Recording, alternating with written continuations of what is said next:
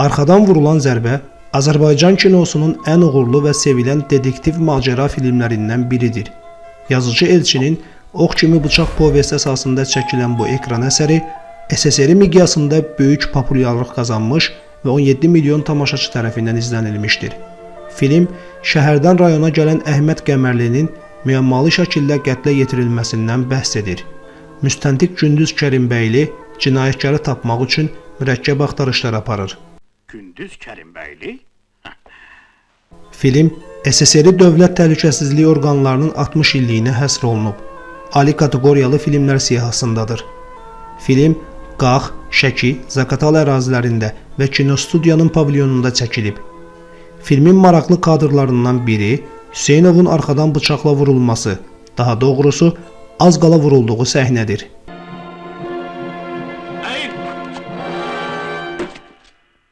Rafiq Əzimov deyir, bıçaq atanı sirkdən gətirmişdilər. 10 metrdən dəfələrlə atdı, bıçaq birbaşa hədəfə dəydi. Amma kadrı çəkəndə az qala başıma sancılmışdı. 3-cü kadrda əyil işarəsində deyəsən mən biraz gec əyilmişəm. Bıçaq başımı sıyırıb keçib. Çəkiliş dayandı. Hamı yığıldı başıma. Xətadan qurtardığımı onda anladım.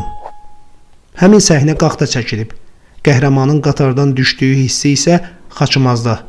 Qurt Cəbraili atla qovub yaxalamaq istədikləri ərazi Pirəşüşüldür. Bəzi kadrlar isə Qubanın Nügədi kəndində çəkilib. İt qalsın qulluğunda. Adam satmağı sənə göstərərəm. Bir Allah şahiddir ki Cəbrail, mənim heç bir günahım yoxdur. Al köpək ağı.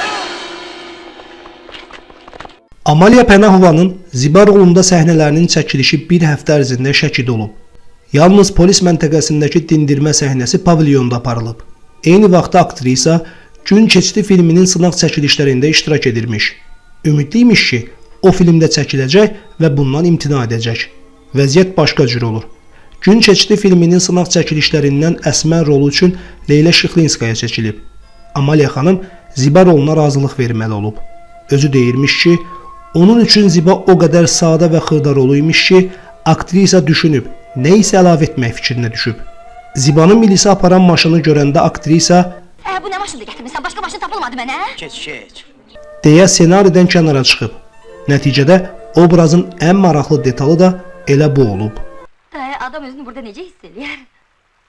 Aktyor Ənvər Həsənov deyir ki, mən bütün çəkilişlərdə olurdum. Yəni çəkildim, çəkilmədim. Bazamız Şəkidə yerləşirdi. Şəki ilə Zaqatalanın arası 76 kilometr idi. Gedib çəkilişləri edib yenidən bazaya qayıdırdıq. Məsələn, Qaxda, Zaqatalada olacaq 2-3 günlük çəkilişə görə hər şeyi ora aparmaq çətin idi. Ona görə də çəkilişimizi edib Şəkiyə qayıdırdıq. Bəzən lazım olan məkanları Şəkidə tapa bilmirdik deyə digər regiona gedəsi olurduq. Rafiq Əzimova bıçaq atılan səhnə Qaxda çəkilmişdi. Şahmar Ələkbərovun maşın sürdüyü, Cəbinin öldürüldüyü epizod Zaqatalada çəkilmişdi. Şəki dağlıq idi. Qaxda isə düz yollar çox idi deyə müəyyən səhnələr orada olurdu. Ancaq əsas yerlər Şəkidə aparılmışdı.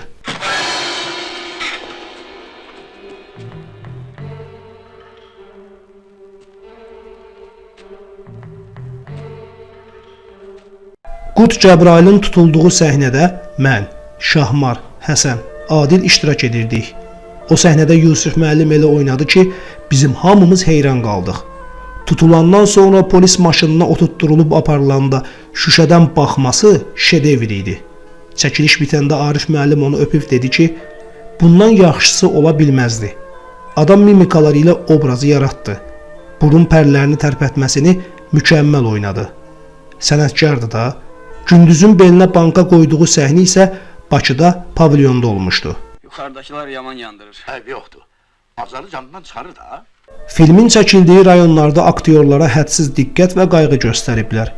Evlərindən yemək bişirib çəkiliş meydançasına gətirən kim, hər axşam evlərə samavar çayına dəvət edən kim, kimisi aktyorlara bal pay verirmiş, kimisi hinduşka. Filmdəki tükürpədici musiqilərin bəstəkarı isə Xəyyam Mirzazadədir. Film rəssam Elbəy Rızaquliyevin fırçasından kinoplyonkalara köçürülüb. Tam metrajlı bədii filmin ilk nümayişi 3 oktyabr 1978-ci ildə olub. Niyə öldürdünüz onu? Başqa çarəm yoxdur. Bilirdim ki, var bizim çəkisdə.